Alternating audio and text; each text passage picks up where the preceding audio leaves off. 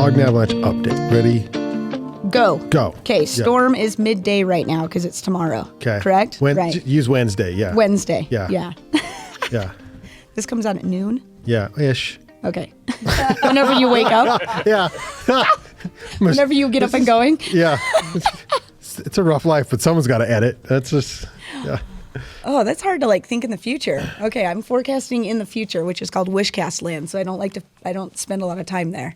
But yeah, I mean, somewhere around 4 to 5 inches of of snow has probably fallen by now, and you're looking at another 3 to 5 inches with 60-mile-an-hour winds.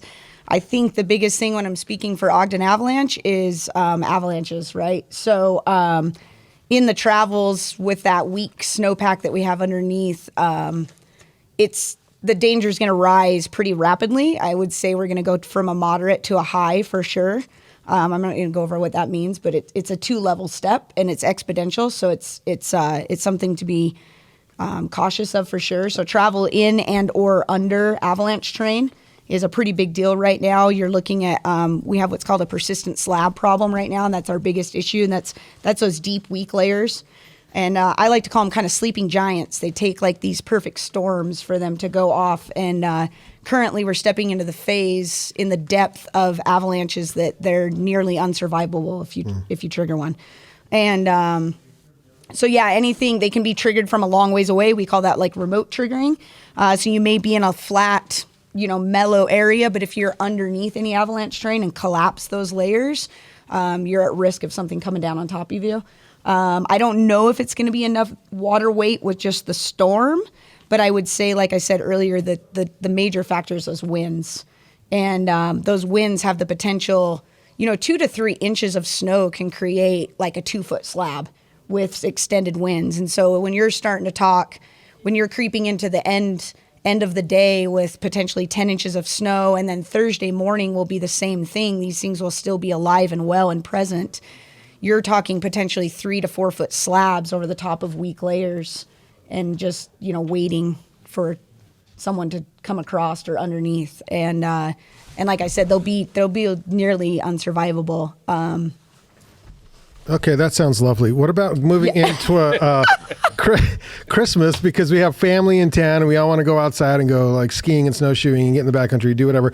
So take us up through next week, because the next update will be after Christmas. Yeah. Okay, cool. So yeah, there's another system, and I have to be honest, I'm really just focused on tomorrow's system. It's a day-by-day basis right now.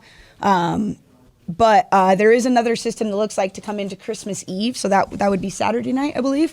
I don't have details on that, I guess I would say. But if we go through another storm cycle and Christmas is upon us and everybody's off work and the whole shebang is out there, the head on the swivel is going to have to happen. You know what I mean? It's the wind slabs will settle, the storm slabs will settle. Time heals everything, and that's just the way it is. Usually it's 12 to 24 hours on those kind of things. But the persistent weak layer is going to linger. And that's something that we talk about all the time. You can go for these like days and days and days with no avalanches after a storm. And mindset becomes, you start thinking, I got this figured out and we're good to go. And that persistent weak layer can linger still. So I don't know what the danger rating is going to be. I don't really even know what, all this setup is going to bring in the next couple days. But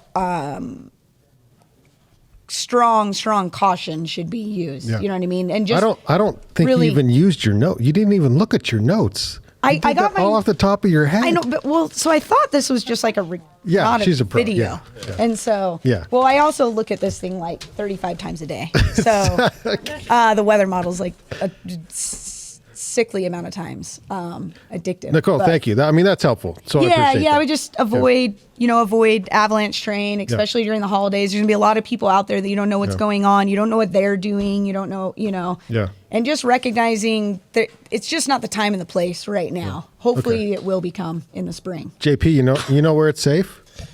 I don't know. Where can people go to Inbounds. I mean, inbounds at the resort. obviously, like at the resort. Yeah, I mean, Yeah. that's where we're gonna go. But if people want to get in the backcountry, they go to which website to learn about Ogden Avalanche? They go to Yeah, we don't do a forecast for Ogden Avalanche right now, so you're going to have to still hit the UAC. You can get UAC. Observations from Ogden Avalanche, but we don't have a forecasting program right Especially now. the Instagram. by the way. Yeah, especially the Instagram. And then, I mean, still currently and should be right now the Utah Avalanche Center's website.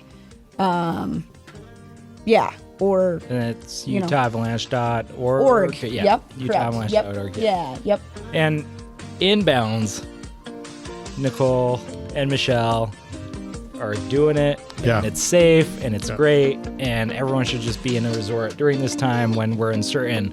And it's the safest place to be. And it's a fun time. I mean, we're having fun on the slopes and we're having fun inside the lodges too. So It's JP's job is to book the lodge. Dude, Yeah, I know, exactly. man.